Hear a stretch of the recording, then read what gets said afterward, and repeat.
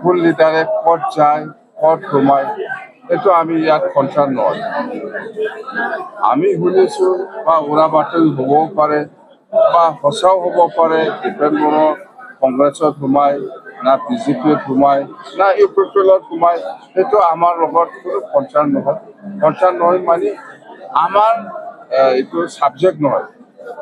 U P P এলত সোমালে কিবা প্ৰভাৱ পৰিব নেকি? এইটো ডিফেণ্ডৰে ক'ত যায় নাযায় এইটো আমাৰ বি পি এফ দলৰ ছাবজেক্ট নহয়। মানুহ হিচাপে যিকোনো দলত সোমাই পেলাই প্ৰাৰ্থী কৰিব পাৰে, চবৰে অধিকাৰ আছে।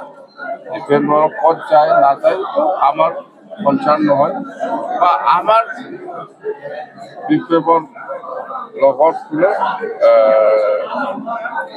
কিবা আমাক কিবা নষ্ট কৰিব বুলি আমি ভাবা নাই।